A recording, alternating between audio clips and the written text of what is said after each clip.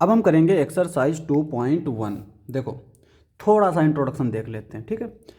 जो हम लोग पढ़ते थे, मैं ये सब नहीं बोलूँगा कि नाइन्थ में पढ़ा था या नहीं पढ़ा था। मैं यहाँ पे हर चीज़ जो है धीरे धीरे शॉर्ट में बता देता हूँ।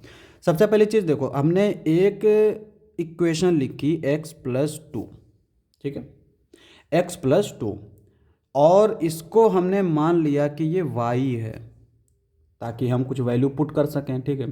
तो यहाँ पे हमने इसको लिखा x+2 और इसको हमने y मान लिया। तो अब हम लोग कोई भी नंबर जो इसको x+2 को ज़ीरो बना दे तो हम कहेंगे वो इसका ज़ीरो है। क्या है?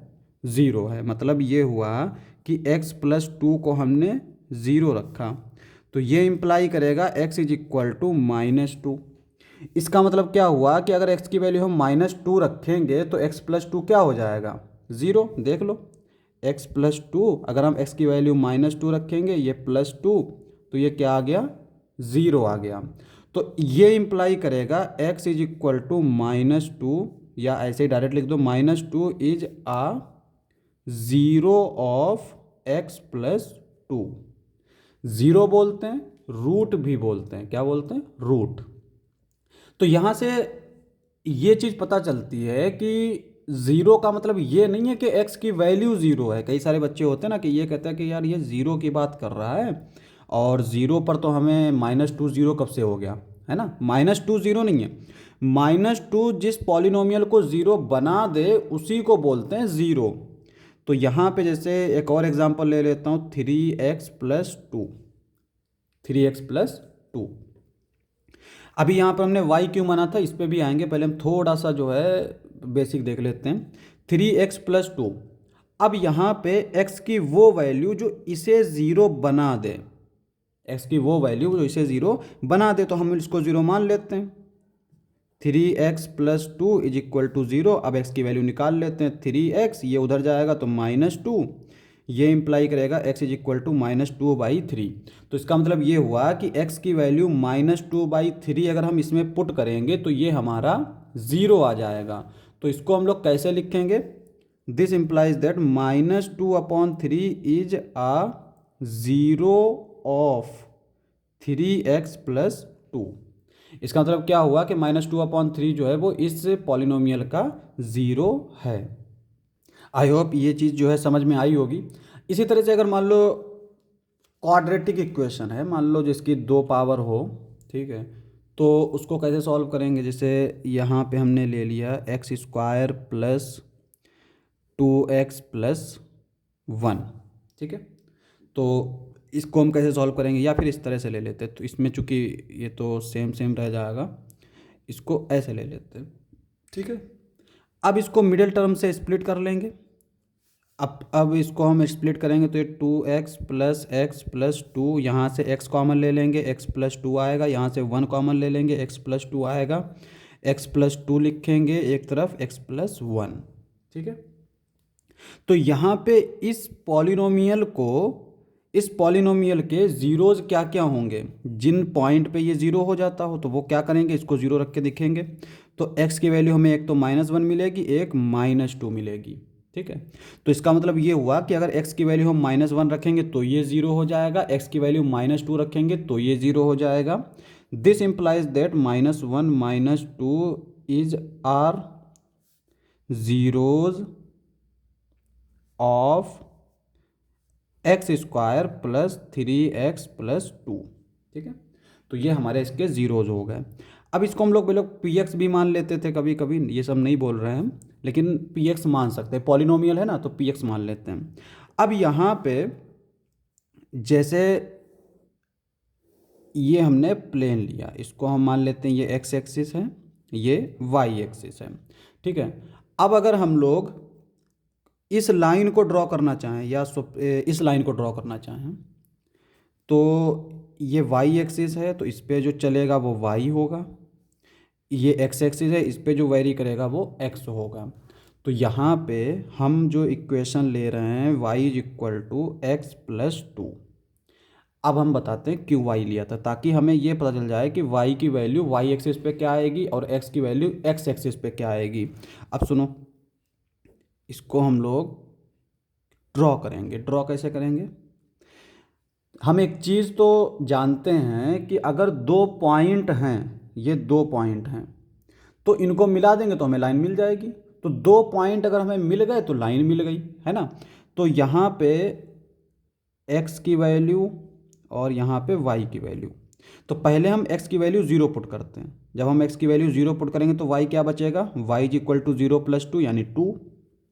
अगर हम y की वैल्यू 0 पुट करते हैं तो x + 2 क्या हो जाएगा? 0, और x की वैल्यू आ जाएगी -2। ठीक है। तो यहाँ पे अगर हम देखें तो ये है 0,2। 0,2 कहाँ आएगा? 0,2 मान लो यहाँ कहीं पे होगा, यही कहीं पे होगा, यानी x एक्सिस तो 0 है और y एक्सिस पे 2 चले। दूसरा 0, ये -2,0, -2,0 यहाँ कहीं पे होगा, -2,0 यहाँ कहीं पे होगा। अब इन दोनों को मिला दो तो ये हमारी एक लाइन मिल गई, और इसको हम कर्व भी बोलते हैं। ठीक है। और यहाँ पे हम देख सकते हैं कि ये y एक्सिस को भी कट कर रहा है और x एक्सिस को भी कट कर रहा है। अब सुनो कंपैरिजन। यहाँ पे हमने x + 2 को 0 रखा तो हमें x की वैल्यू ये मिल गई। हमने क्या बोला कि -2 जो है वो इसका 0 है। कैसे निकाला हमने? इसको 0 रखा, इसको 0 रखा का मतलब y 0 हो गया। समझ रहे हो अब बात? यहाँ पे x + 2 को 0 रखा मतलब y 0 रखा। तो कुल मिला के चीज़ें ये हैं कि x की वो वैल्यू जिसके लिए y 0 हो जाए वो हम बोलेंगे कि वो y का ज़ीरोज़ है। तो यहाँ पे 0 का जो मतलब आता था वो y के लिए आता था। तो यहाँ पे अगर हमने देखें, जैसे यहाँ पे अगर इसको हम देखें तो यहाँ पे 3x + 2 को हमने 0 रखा। अगर इसको हम y मान लेते तो इसका मतलब क्या होता कि y 0 हो गया, है ना। सिमिलरली यहाँ पे x इज इक्वल टू -1 रखेंगे तो 0 आएगा, x इज इक्वल टू -2 रखेंगे तो 0 आएगा। अगर इसको हम y मान लेते तो इसका मतलब क्या हुआ कि x की वैल्यू -1 रखोगे तो y 0 मिल जाएगा, x की वैल्यू -2 रखोगे तो y 0 मिल जाएगा। तो मतलब ये हुआ कि जो हम ज़ीरोज़ की बात कर रहे हैं वो ये है कि अगर हम किसी पॉलिनोमियल को y मान लें तो उस पॉलिनोमियल में x की वैल्यू रखने पर हमें अगर y 0 मिल रहा है तो हम उस वैल्यू को 0 बोलते हैं, रूट बोलते हैं, 0 बोलते हैं। ठीक है। अब अगर हम इसको ग्राफिकली समझें, ऐसे तो समझ गए, जैसे अगर हमने इसको y माना तो इसको हमने 0 पुट किया और x की वैल्यू निकाल ली, 2 आ गई वैल्यू। इस एक को हम लोग a मान लेते, एक को b मान लेते, कुछ भी कर लेते हैं। तो ये तो ठीक है। लेकिन अगर ग्राफिकली देखें तो ग्राफिकली में हमने यहाँ पे देखा कि y की 0 कब आ रही है? जब x की -2 है। और y की जब वैल्यू 0 होती है तो मतलब ये हुआ कि वो पॉइंट कहाँ के होंगे? x एक्सिस के होंगे। ठीक है। तो मोटा मोटा समझ लो कि अगर कोई कर्व या कोई ग्राफ या कोई भी फिगर x एक्सिस को जितनी बार कट करेगा, समझो, x एक्सिस को जितनी बार कट करेगा वही उसके जीरोज होंगे। समझ गए? क्योंकि x एक्सिस पे y क्या होगा? 0। तो y 0 होने को ही हम जीरोज बोलते हैं, है ना। तो इसका मतलब ये हुआ कि x एक्सिस पर अगर कोई ग्राफ कट कर रहा है, जितनी बार कट कर रहा है उतने ही उसके जीरोज होंगे। तो अब यहाँ पे एक्सरसाइज देखो, एक्सरसाइज 2.1। तो ये है हमारी एक्सरसाइज 2.1। तो यहाँ पे देखो हमारा सिर्फ एक ही गोल है और वो ये है कि x एक्सिस को कितनी बार कट कर रहा है। ठीक है।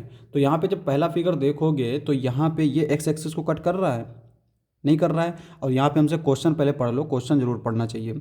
The graph of y is equal to px। देखो इसने खुद ही px को y मान लिया, है ना।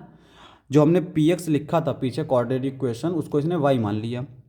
Are given in figure 2 point, ये हमारा जो फिगर है इसकी बात कर रहा है।